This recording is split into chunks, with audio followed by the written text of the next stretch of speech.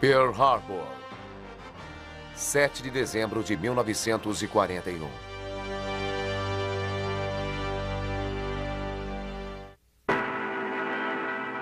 Kamikaze.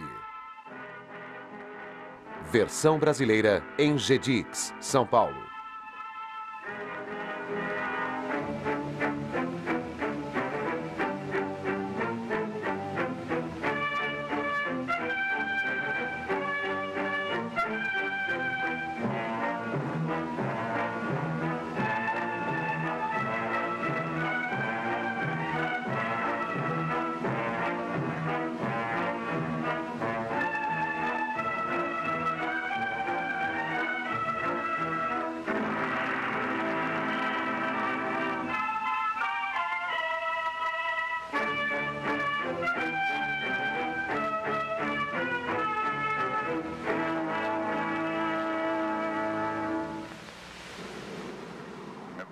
Novembro de 1941. O melhor dos principais exércitos japoneses.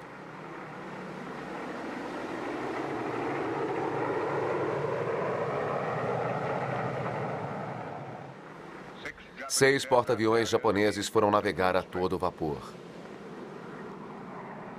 O Japão está indo à guerra contra os Estados Unidos da América e o Império Britânico.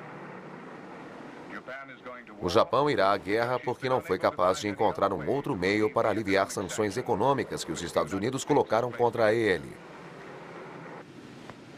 Pelo aumento do petróleo holandês, pela borracha da Sumatra e Birmânia, por Bornéu e, acima de tudo, pela liberdade de ação na conquista da China, o Japão está indo à guerra. A França e a Holanda tombaram. A Inglaterra está toda destroçada. A Rússia foi invadida pelos alemães. Todas essas esgotaram suas forças, menos uma, e foram incapazes de deter a expansão japonesa.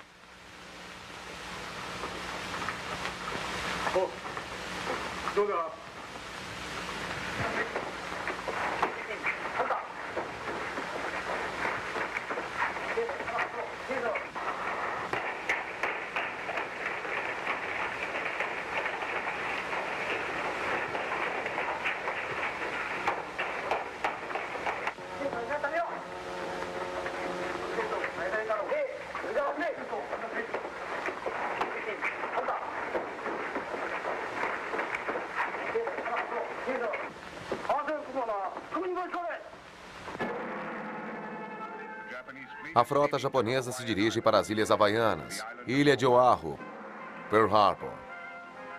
Sua missão é destruir a frota do Pacífico dos Estados Unidos com um ataque surpresa. Agora, uma reverência às forças imperiais. Cumprimentem.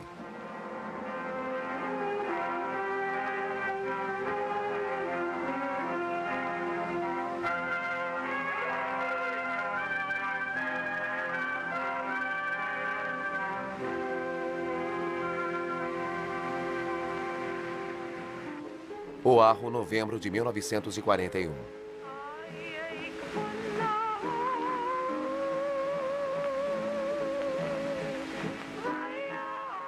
Mensagem recebida em código em Pearl Harbor, do operador-chefe de rádio, Washington, D.C., para o comandante da frota dos Estados Unidos no Pacífico. Esta mensagem deve ser considerada como um alerta de guerra.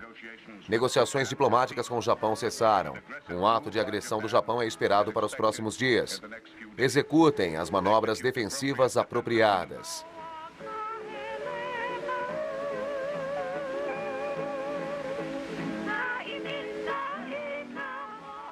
26 de novembro de 1941.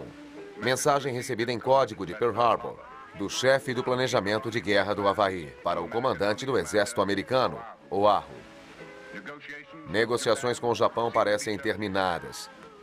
Possíveis ações hostis dos japoneses a qualquer momento. Atividades subversivas devem ser esperadas.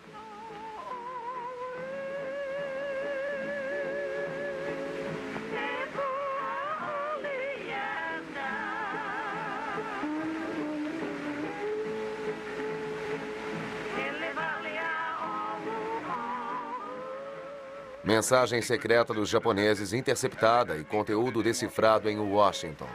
Do Ministério das Relações Exteriores do Japão, Tóquio, para o Consulado do Japão, Havaí. Rigorosamente secreto. Favor investigar extensamente a base naval americana na vizinhança da Reserva Militar Havaiana. –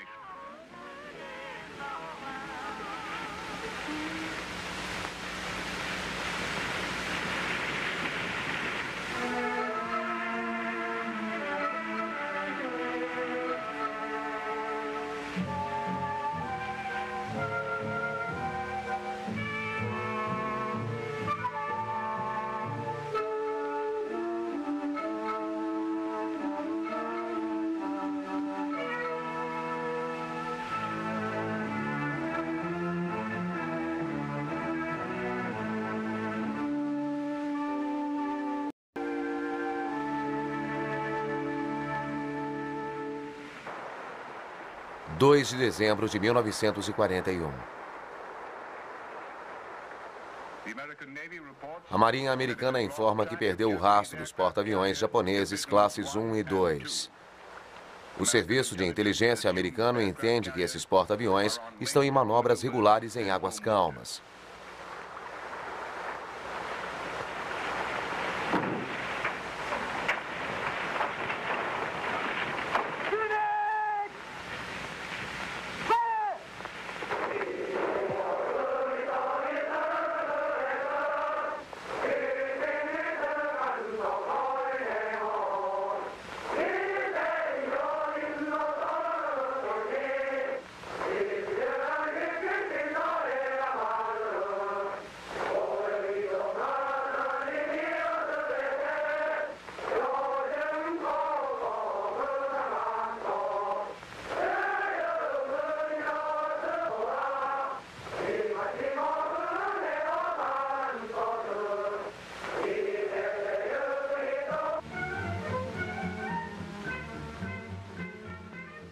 Mensagem recebida do almirante Yamamoto no Japão.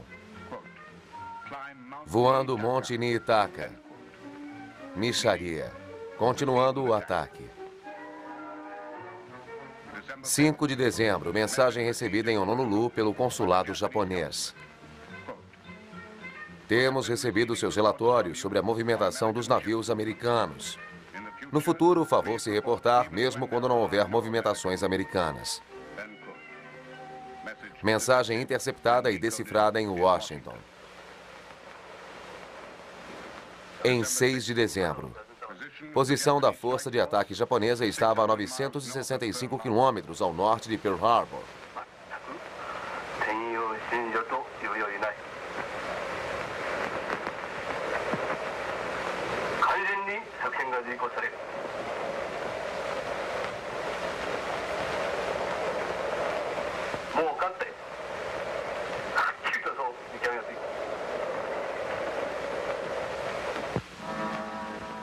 Um brinde é feito em todos os alojamentos e refeitórios ao imperador.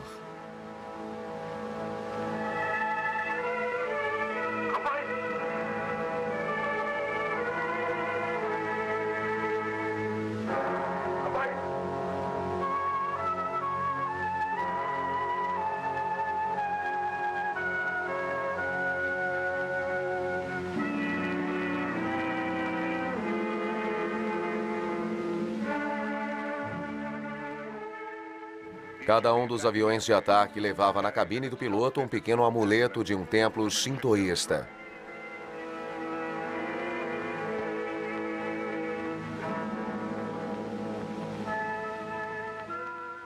Os aviões eram batizados com saquê. Meia-noite de 6 de dezembro em Pearl Harbor. Os militares americanos recebem a informação de que o consulado japonês estava queimando papéis à noite.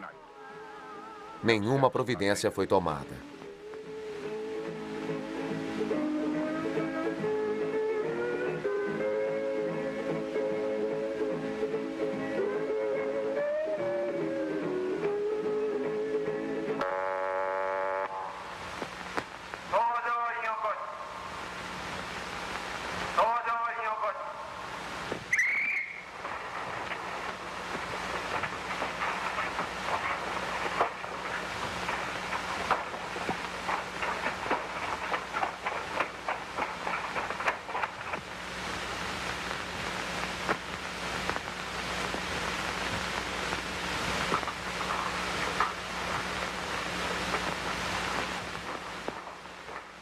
O estado de alerta da frota dos Estados Unidos no Pacífico, domingo de manhã, 7 de dezembro de 1941. Quase toda a frota americana, exceto os porta-aviões, está ancorada em Pearl Harbor. Nenhum dos balões antiaéreos está voando. Nenhum torpedeiro está pronto. Não há nenhuma missão de reconhecimento.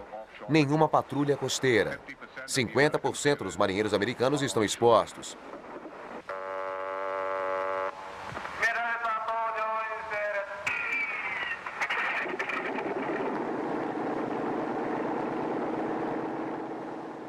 Seis horas, 7 de dezembro.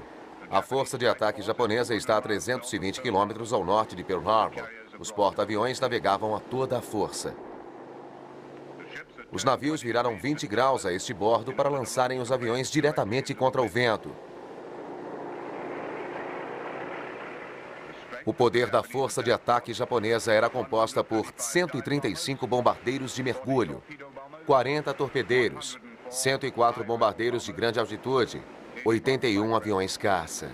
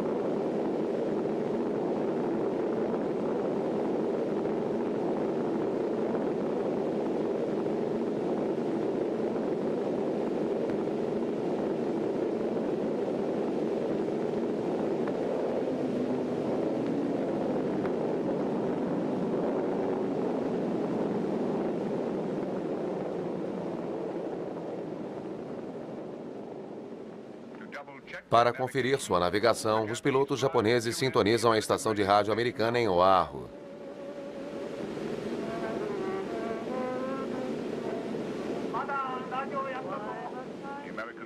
E a estação americana, sem perceber, serve como rádio farol, guiando os atacantes japoneses na direção de Pearl Harbor. 7 horas. A rede de proteção antitorpedos que protegia a frota americana em Pearl Harbor fora deixada aberta. 7 horas e 12 minutos. E agora surge uma mensagem decodificada do destroyer de vigilância americano, comunicando que abriu fogo contra um submarino japonês no porto. Nenhuma ação decisiva foi tomada, aguardando confirmação. 7 horas e 17 minutos. Um recruta americano, usando um equipamento experimental de radar, telefona avisando sobre um voo desconhecido com 50 aviões, rumando para o sul de Pearl Harbor. O seu oficial comandante recebe o relatório e não dá importância. 7 horas e 55 minutos.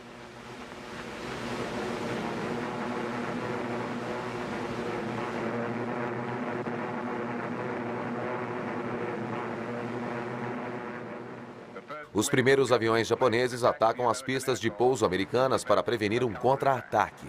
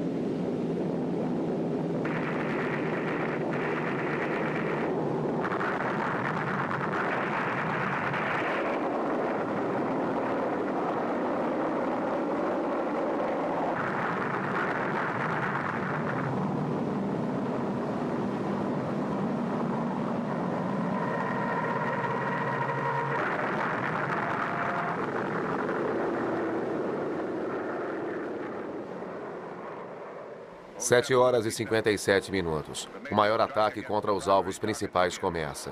Uma fileira de encouraçados, 8 navios Capitânia, a espinha dorsal da frota do Pacífico.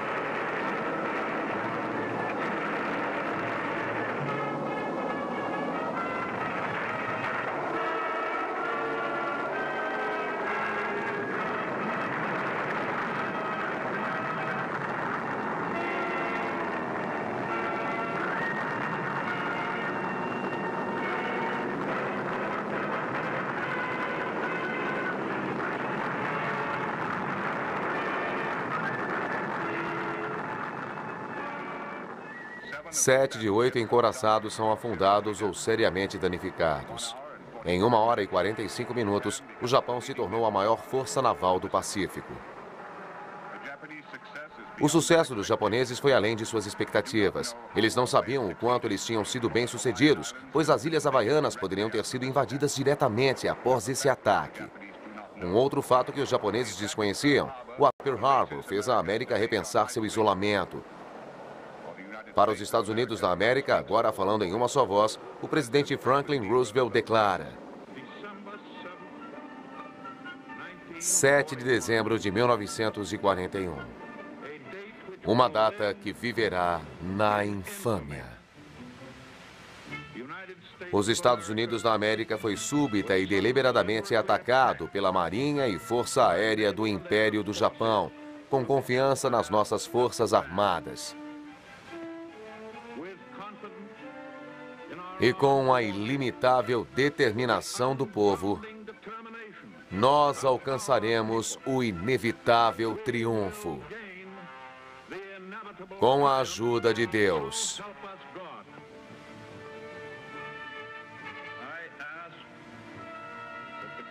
Eu peço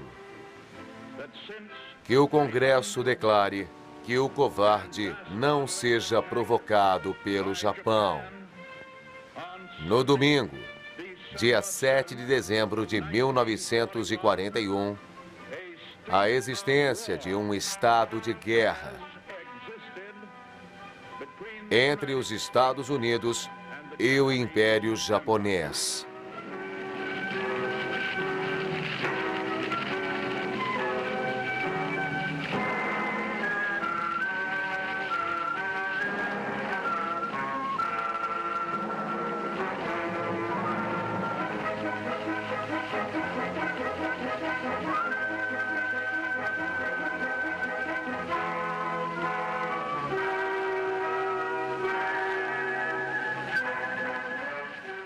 Com a frota americana do Pacífico destruída, a Marinha japonesa aumenta o controle sobre o sul do Mar da China, o Mar de Java e os mares das Índias Orientais.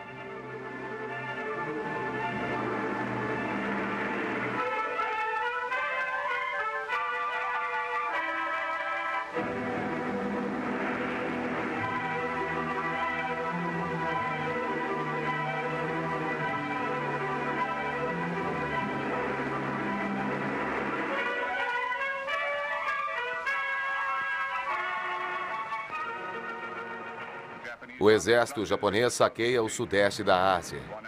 Uma após a outra, as supostamente invencíveis fortalezas aliadas são tomadas.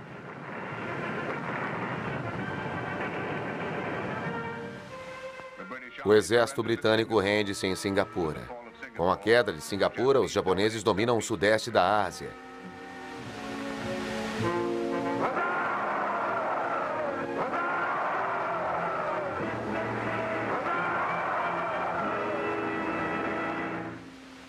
O exército americano rende-se nas Filipinas.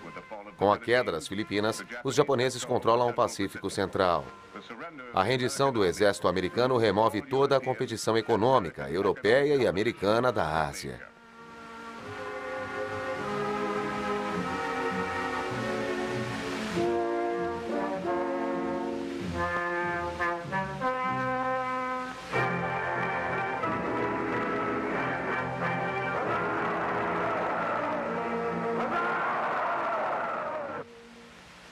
Para o Império Japonês, ganhar a guerra é a razão para lutar.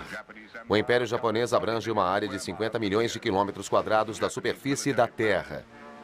Os estrategistas militares japoneses estimavam 1 ano até a vitória, mas a conquista levou apenas 6 meses.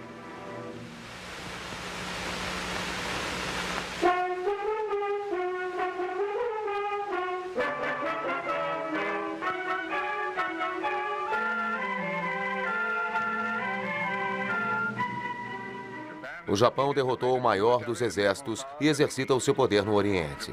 O Japão é doente por um sucesso militar. De todo o orgulho japonês e de todas as virtudes japonesas, nenhuma parece ser mais elevada como a de ser um soldado e morrer pelo imperador.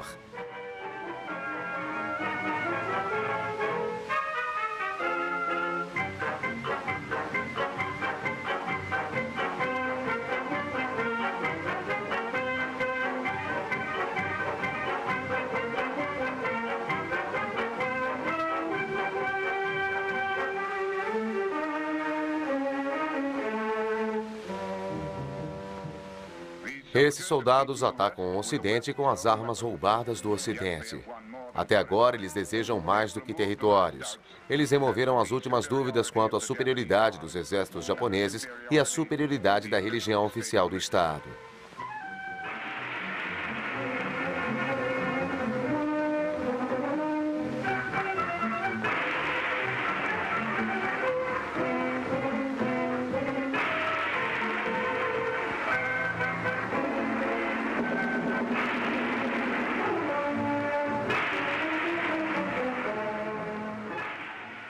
6 meses após o Japão ter atacado Pearl Harbor, já tinha alcançado todas as metas a que tinha se proposto ao ir para a guerra. Secretamente, insinuou-se que o Japão oferecia negociar a paz com os Estados Unidos. O Japão precisa de tempo para resolver a organização do seu império. Ele será a segunda força no mundo. Ele precisa fazer a paz agora, antes que a máquina industrial americana possa organizar um contra-ataque. Mas os militares japoneses tinham se apoderado da religião e buscavam poderes políticos. E os militares japoneses, doentes por vitórias, encontraram uma razão para continuar uma guerra que já ganha. Os militares agora olhavam não para o sudeste da Ásia, mas para o sul, para a Nova Guiné e Austrália. As Marianas são japonesas. As Filipinas são japonesas. As Marshall são japonesas. As Gilbert são japonesas. Somente a Nova Guiné e as Ilhas Salomão são resistências dos aliados. Ao sul da Nova Guiné está a Austrália, um continente que facilmente poderia absorver o excesso de população do Japão. Então, o Japão abriu caminho para o sul, através das selvas da Nova Guiné, rumo à Austrália. O soldado japonês é o melhor combatente de selva do mundo. E eles ainda tinham uma vantagem a mais ao lidar com os americanos, a vantagem conseguida em Pearl Harbor.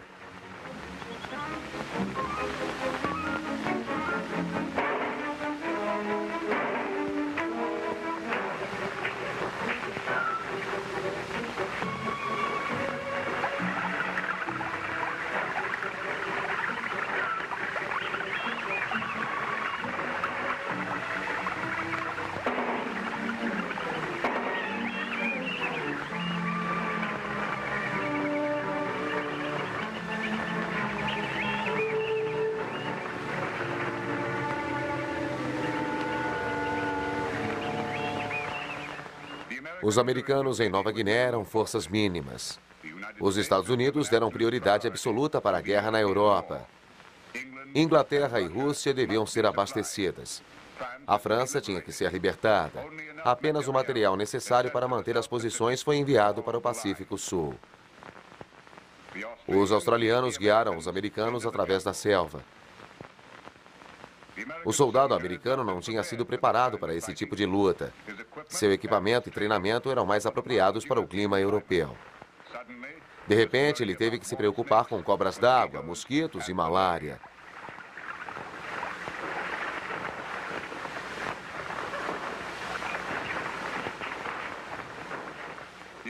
O equipamento era muito pesado e barulhento.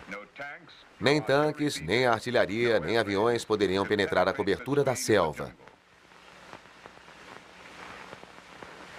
Lá adiante, agarrados ao topo das palmeiras, intocados em cavernas, movendo-se silenciosamente como parte da própria selva, estavam os japoneses.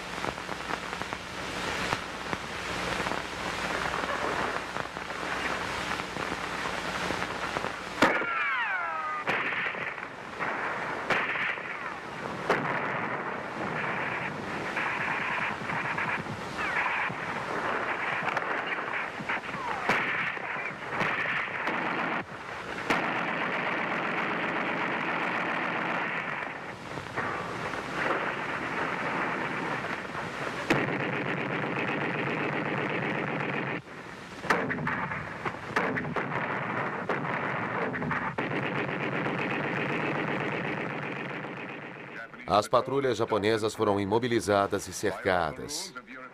Pelas regras de combate europeias, elas deveriam se render, mas nem um único soldado japonês se rendeu. Não existe a palavra rendição no Código Militar japonês. Eles lutarão até que sejam mortos. Eles matarão até que sejam mortos. Os japoneses morrem, mas não se rendem. E antes de morrerem, eles matam um grande número de soldados aliados. Como lutar com um inimigo que não se rende? Para o soldado americano, o japonês tornou-se o mais temível e misterioso inimigo jamais enfrentado em qualquer guerra.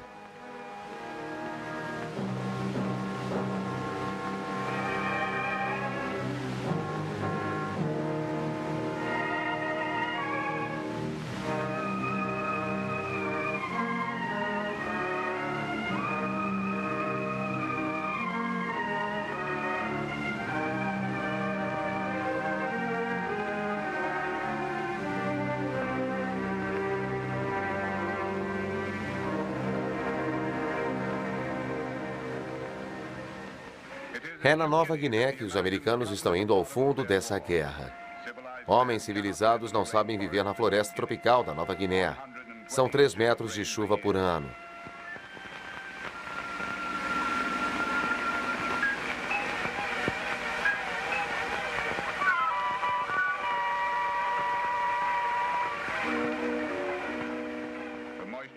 Lama que gruda nos pés e doenças tropicais inomináveis. Alguns fungos crescem como musgos aqui na Nova Guiné. Malária, dengue, falta suprimentos e um inimigo que morre antes de render-se. Japão, 1943. No início de 1943, havia uma completa censura no Japão. Somente os oficiais mais graduados sabiam que o Japão tinha sofrido a primeira derrota militar. Os americanos venceram 2 batalhas defensivas, em Midway e no Mar de Coral. A Austrália salvou-se de ser invadida. Para o alto comando japonês foram derrotas técnicas insignificantes. Não havia necessidade de explicá-las para o povo. Caixas brancas, contudo, algumas explicações precisavam ser dadas. Cada uma dessas caixas brancas contém as cinzas de um soldado, marinheiro ou aviador. Os japoneses voltavam para sua terra natal. Os militares diziam às mães e esposas: em nossa luta contra os recursos industriais do inimigo, precisamos colocar nossos espíritos e corpos contra o aço americano. A morte é necessária à vitória.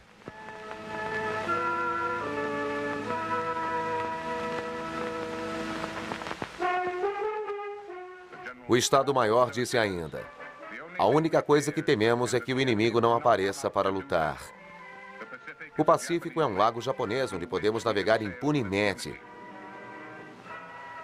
Mas o tempo estava começando a trabalhar contra os japoneses.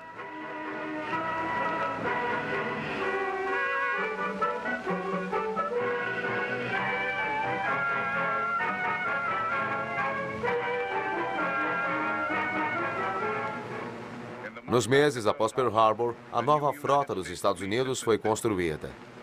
O poderio industrial da América reconstruiu toda a marinha em menos de 2 anos.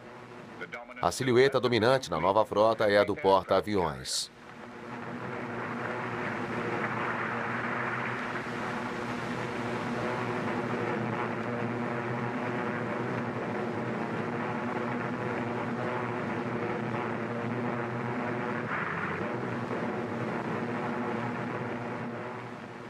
Um porta-aviões é uma longa pista de pouso que se move a 30 nós ao sabor dos ventos. Aterrissagens em porta-aviões requerem prática e habilidade. Flaps abaixados, trem de aterrissagem abaixado, motor ligado. Ambos os olhos no oficial sinaleiro. A técnica é manter o nariz levantado e a cauda abaixada, para que o gancho de cauda possa se prender em um dos cabos esticados e atravessados no convés.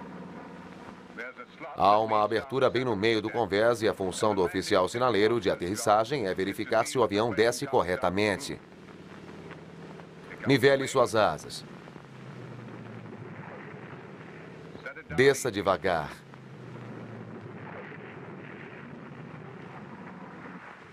Corte o motor.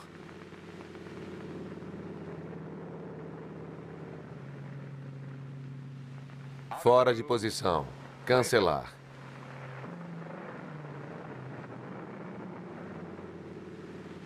Um pouco alto, mas dentro dos limites. Má aterrissagem. Ele quicou no convés e se chocou contra a barreira.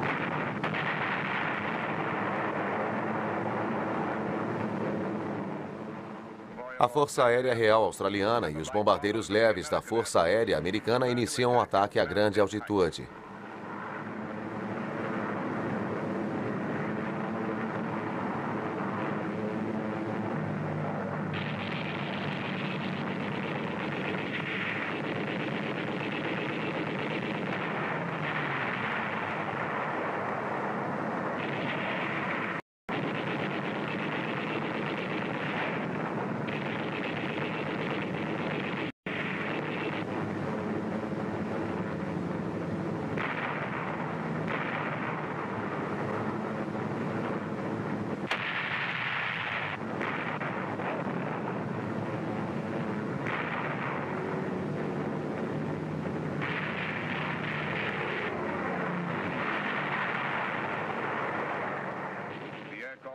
O ataque aéreo abre o mar para o norte e uma batalha estratégica no Pacífico começará. A grande estratégia começa em uma pequena ilha, Tarawa.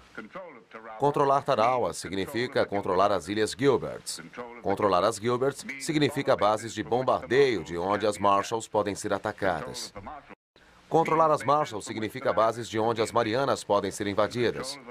E controlar as Marianas significa as bases de onde o Japão pode ser bombardeado e invadido. Essa é a configuração do Pacífico Central, uma área de 10 mil quilômetros e centenas de ilhas. E Tarawa será a primeira.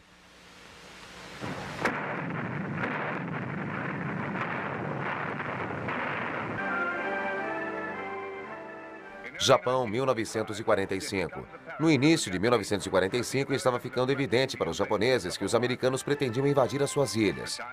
O tempo de desespero tinha começado. Alguns japoneses voltaram-se para as fontes de suas crenças, como o shintoísmo, confucionismo e o budismo. O Japão não tem apenas uma religião, mas muitas.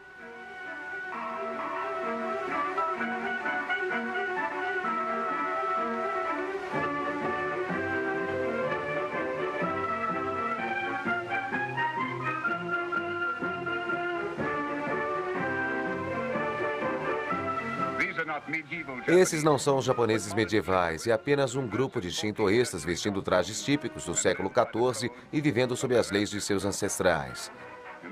E no século XIV havia um grupo de guerreiros, os samurais, que viviam sob um código de conduta chamado de Bushido.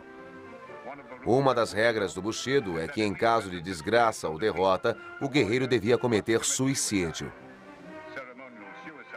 O suicídio honroso não era considerado um ato de fraqueza, mas um ato de grande força moral. O código dos samurais do século XIV era bem conveniente para ser adotado pelos militares modernos. Quando o Japão moderno sucedeu o Japão feudal e todos os códigos militares e civis, os shintoístas e budistas fundiram-se em uma só adoração ao imperador como uma divindade. Em 1945, o imperador ainda é considerado divino. Ele é o símbolo do Estado, da realeza e da religião estatal. Na prática, os militares mantinham seus poderes políticos e religiosos. O exército japonês era, em batalha, tão forte quanto o exército alemão. E pior, pois eles lutavam até a morte.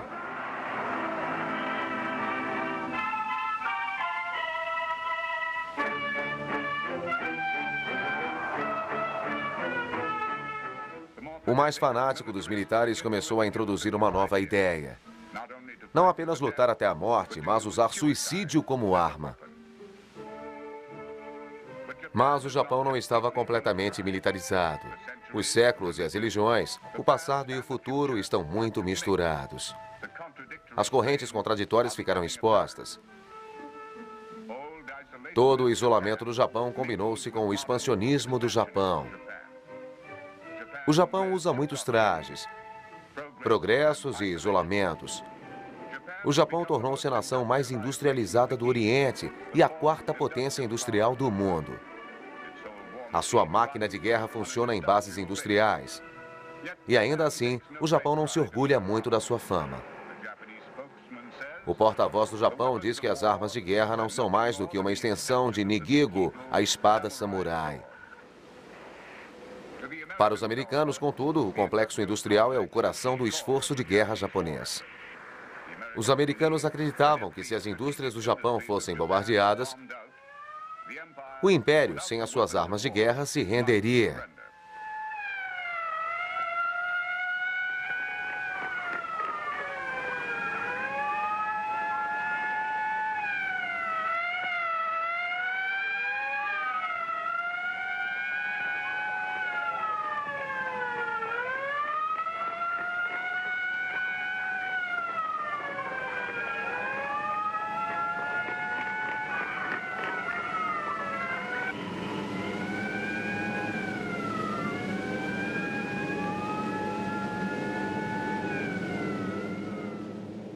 Dia após dia, os caça americanos sobrevoam as Ilhas do Sul.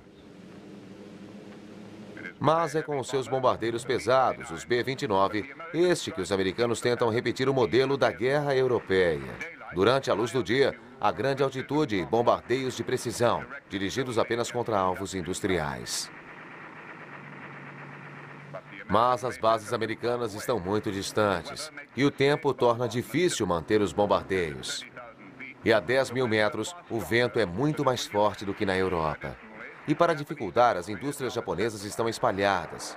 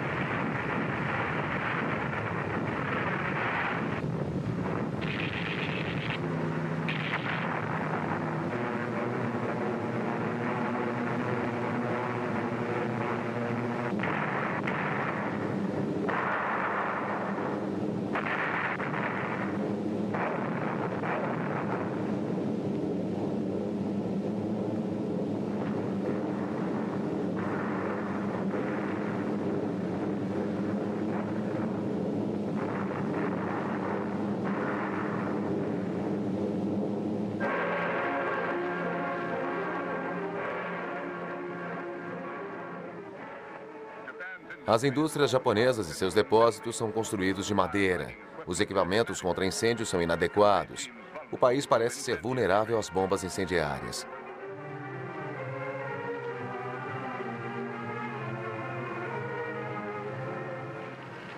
Os ataques contra as indústrias aeronáuticas japonesas foram moderadamente bem-sucedidos. Embora danificado, a máquina de guerra japonesa não foi atingida seriamente. O ministro da Guerra japonês escreve: insuficiência de força não é nossa preocupação. Por que devemos nos preocupar se foram apenas perdas materiais? Os poucos aviões americanos que foram abatidos não assustam os japoneses. Em vez disso, são símbolos da covardia americana. Eles carregam muitos canhões e muitas armas de defesa. Esses pesados bombardeiros americanos são carregados com precaução e dispositivos de segurança. Os americanos não entendem que isso é uma luta entre viver ou morrer. Não existe um meio termo, tal como segurança ou rendição. Fica evidente por esses aviões acidentados que os americanos têm agora uma esmagadora superioridade material. E também que uma forte arma espiritual será necessária para equilibrar vantagem americana. Assim, os japoneses obtêm, em seu passado medieval, todo um novo conceito para as armas modernas. Aos mais jovens dos pilotos japoneses era pedido para cometerem suicídio controlado. Era explicado aos rapazes que se eles mergulhassem sobre os aviões e navios inimigos, o fraco espírito americano seria quebrado. Os Estados Unidos não podem suportar as pesadas baixas que apenas um suicida sozinho pode causar. Todos aqueles que cometerem suicídio preservarão a ordem, desafiar a anarquia, defender o imperador, subir 2 postos na carreira militar e, acima de tudo, terão seu lugar reservado no templo dos guerreiros japoneses.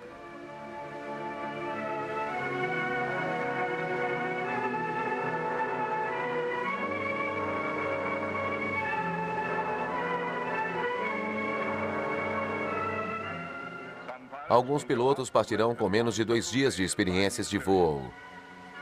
Só é necessário saber como controlar o avião e como mergulhar sobre os aviões e navios americanos. Eles aprenderam somente as regras e táticas básicas.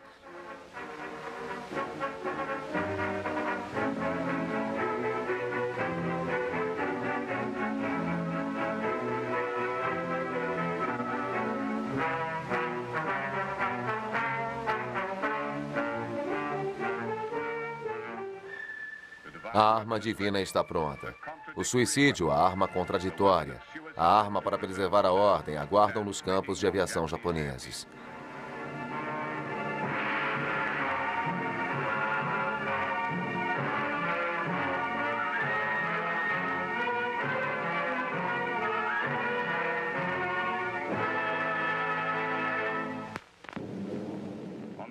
Nos campos de aviação americanos, os novos B-29 também esperam.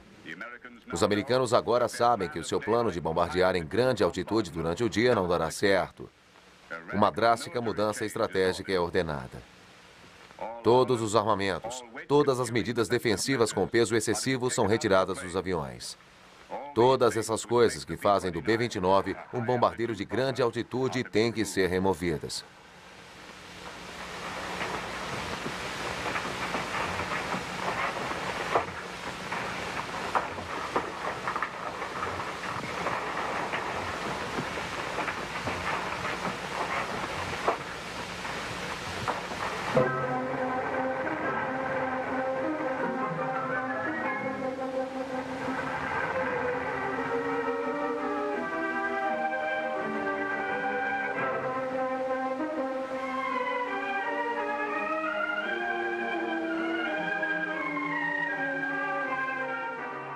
Aos B-29 foi ordenado que atacassem não durante o dia, mas à noite. Sem as cargas explosivas, mas com bombas incendiárias. Voando não a 10.000 metros, mas a 2.000 metros de altitude. Os B-29 não foram construídos para nenhuma dessas características e, mesmo assim, eles partirão.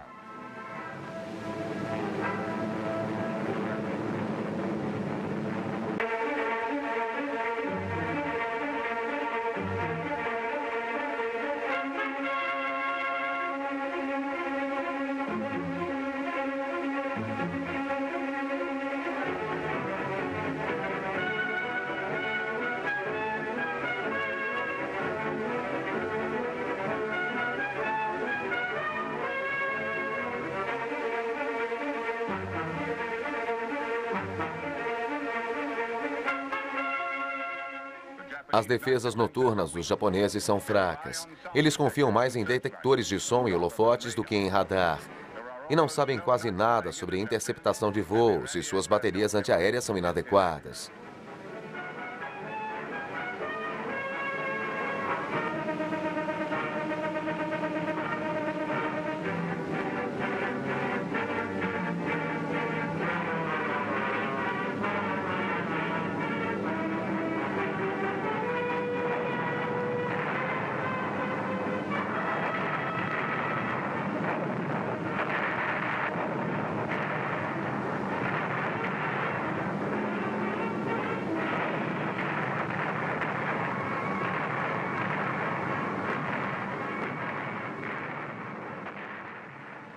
As cidades japonesas são construídas com madeira. Estas são armadilhas inflamáveis.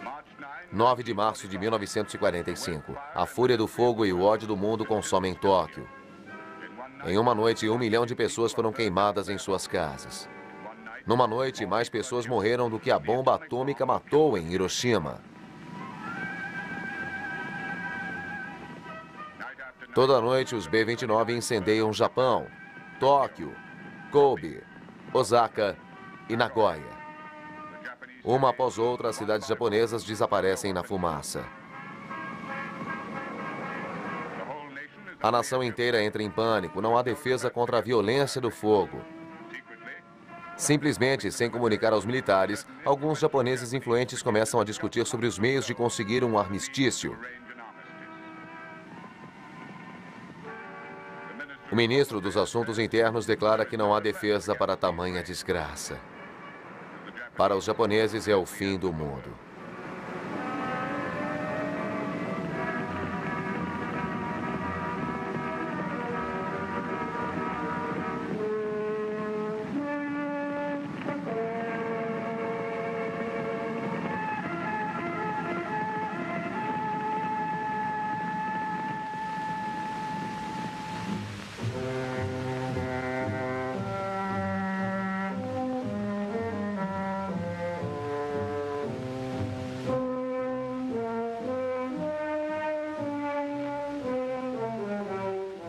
Se o mundo está acabando, então o suicídio.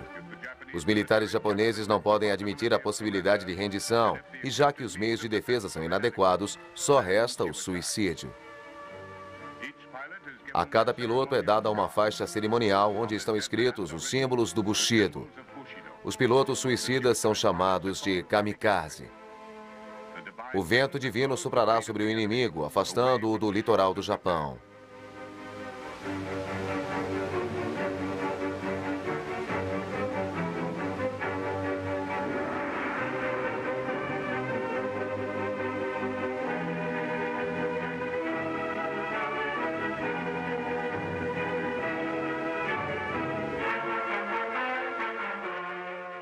Os kamikazes voam para a morte, a famosa aeronave do Ocidente com 5 anos de atraso. Os kamikazes voam para a morte num ataque principal contra a frota americana, que agora está a menos de 600 quilômetros das ilhas japonesas.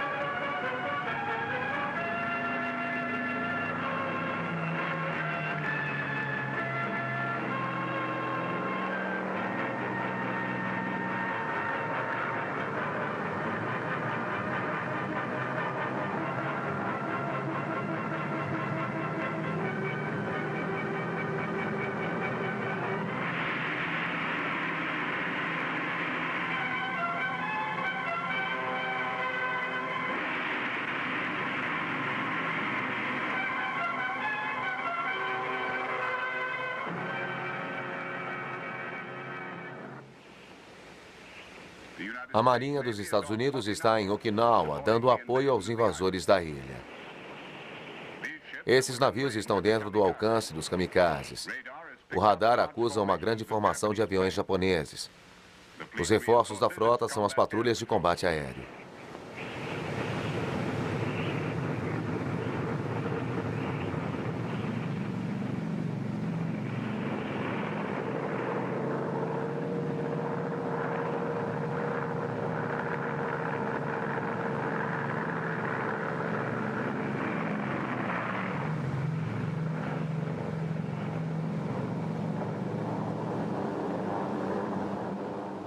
Os japoneses dividem suas forças. Os pilotos veteranos empenham-se em lutar contra a patrulha aérea assim que os aviões americanos levantam voo. Os pilotos suicidas irão se chocar contra a frota americana.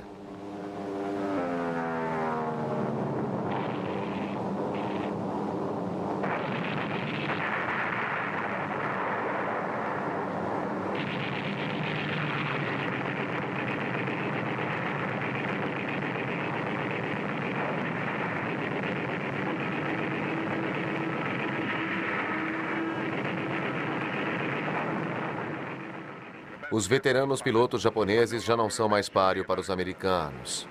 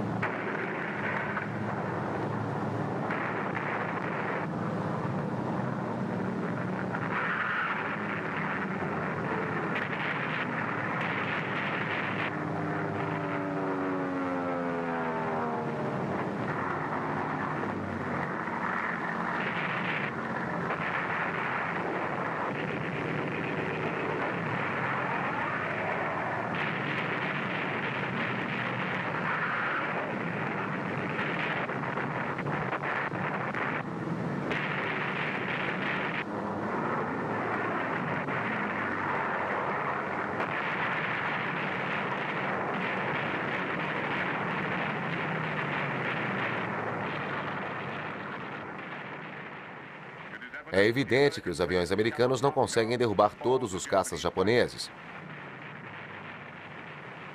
Os kamikazes concentram-se nos porta-aviões americanos. Os porta-aviões americanos são a espinha dorsal da frota, o alvo principal. Se os porta-aviões forem afundados, os caças americanos não terão onde aterrissar. Se os porta-aviões forem afundados, a invasão de Okinawa fracassará.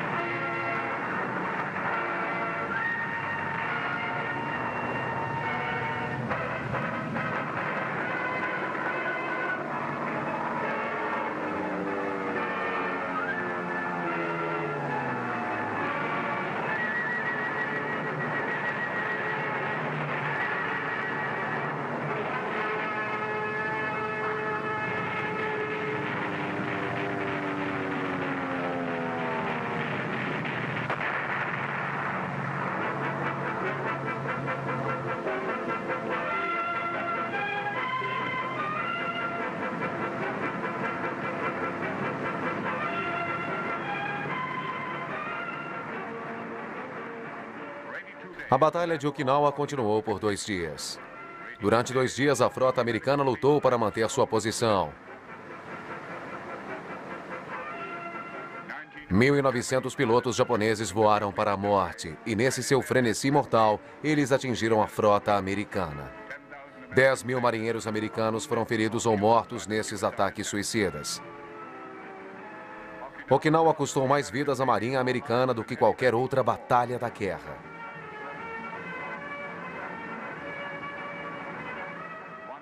164 navios afundados ou à deriva, 8 porta-aviões imobilizados. E os japoneses ainda têm 5.000 pilotos kamikazes na reserva.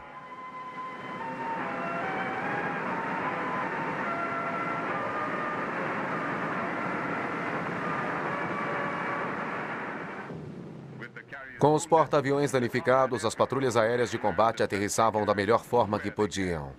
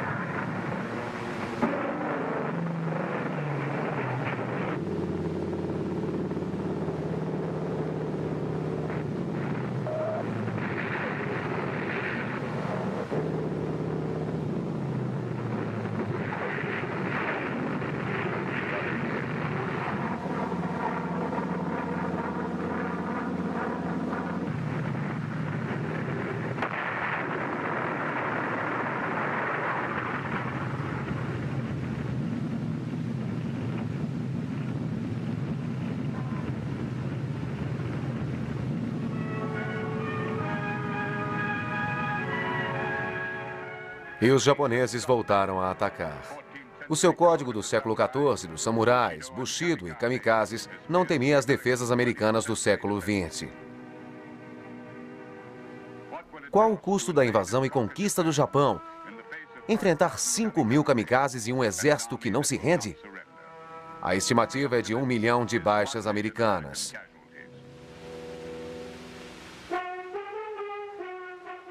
No Japão, se o preço é justo, os militares recrutam a milícia de cidadãos para uma defesa suicida contra uma invasão inevitável. O fantoche militar usa o sucesso dos kamikazes como exemplo para o país inteiro, principalmente para a juventude.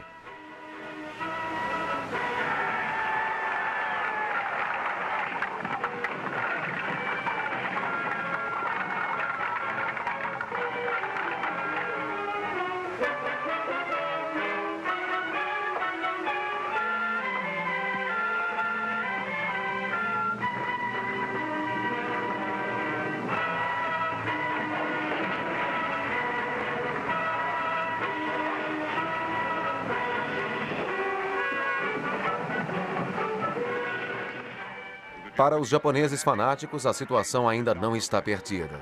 Deixem os americanos invadirem. Nenhuma batalha da história será mais sangrenta. Se as baixas dos americanos são altas, os termos dos japoneses serão ainda mais. Na ilha principal, há 2 milhões de tropas de elite bem treinadas. Talvez a guerra não possa ser ganha, mas o suicídio será um tormento considerável. A nação japonesa foi completamente bombardeada e totalmente queimada. Febre amarela, tifoide e pneumonia estão devastando o país. Mas a nação japonesa não quer matar a si mesma. Por conta disso, os diplomatas japoneses, secretamente, pedem à Rússia, Suécia e à Suíça para negociarem a paz. Mas para os fanáticos militares japoneses determinados a matar, nenhum representante do governo irá discutir essa paz. Sob ordem não determinada pelo imperador, o Japão continuará a resistir. Em 7 de julho de 1945, o imperador do Japão faz a primeira solicitação para que a guerra termine tão logo seja possível. Na língua deles, os militares preferiram não interpretar como uma ordem de rendição, mas como uma ordem para vencerem a guerra. Tinian, uma base de bombardeiros nas Ilhas Marianas. 400 bombardeiros pesados continuarão a ofensiva aérea.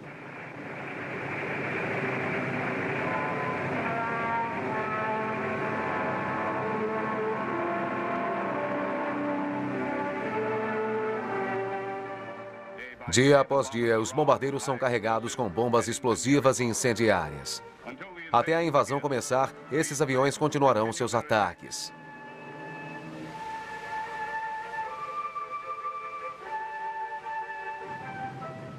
Em um canto da ilha, um grupo especial de aviões. O Grupo 509. Os aviões do 509 foram radicalmente alterados em seu interior.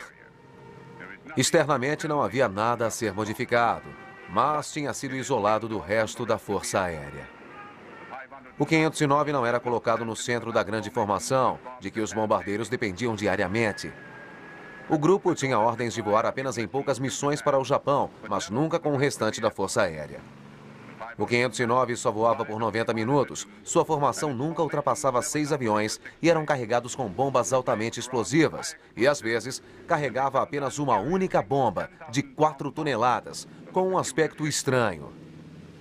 Apenas um homem do grupo sabia o que havia pela frente. O 509 não sofreu nenhuma baixa e suas poucas missões causaram danos insignificantes.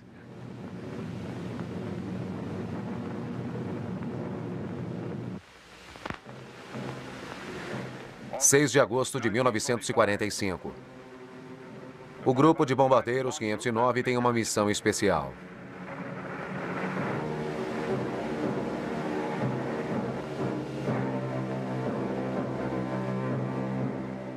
A primeira bomba atômica é colocada em seu suporte em um B-29 americano.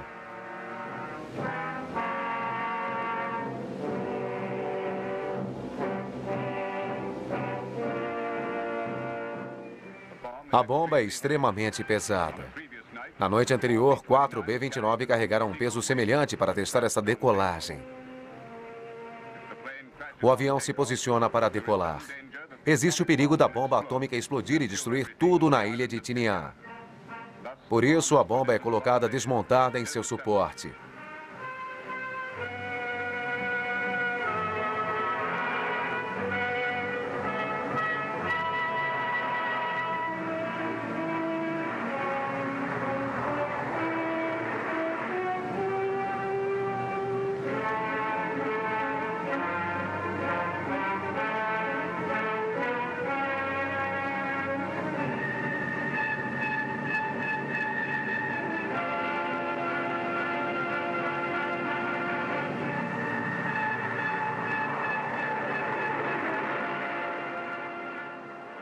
Logo após a decolagem, os técnicos encarregados de armarem a arma atômica passam para a área de carga e começam a remontar a bomba.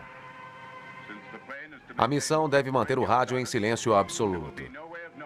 E eles não terão o alvo até que a bomba esteja devidamente montada.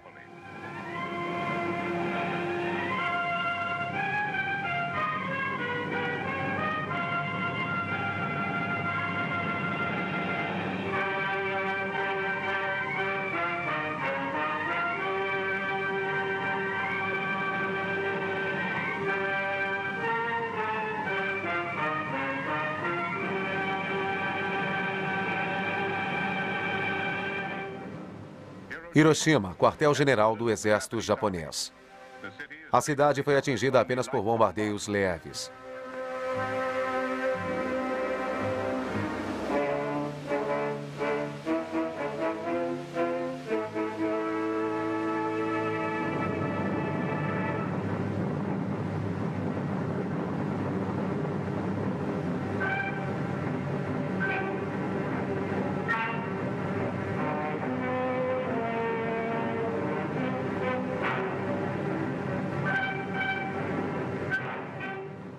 O artilheiro não pode usar o radar.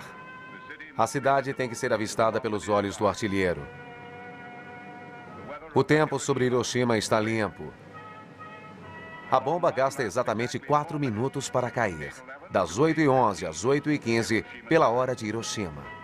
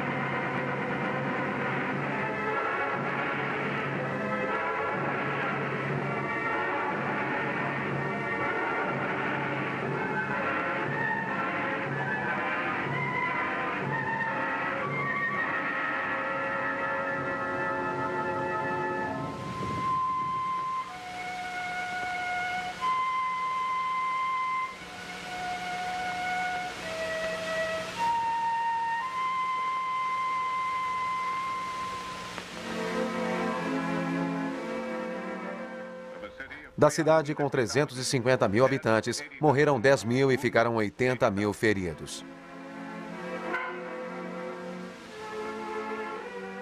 De imediato, os japoneses não sabiam o que tinha acontecido.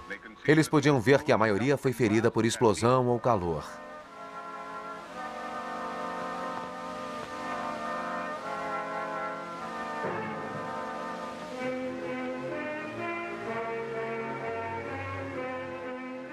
Os japoneses não entendiam os sintomas das doenças de radiação.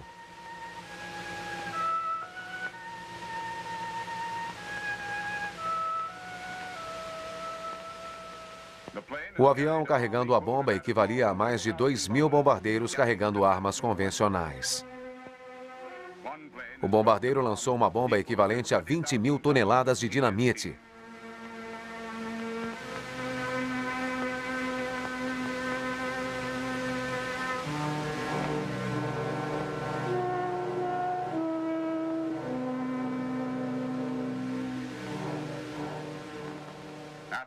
Após Hiroshima, os americanos não irão perder 1 milhão de homens na invasão do Japão.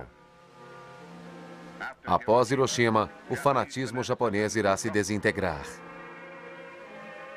Após Hiroshima e Nagasaki, o imperador exigirá que o Japão se renda.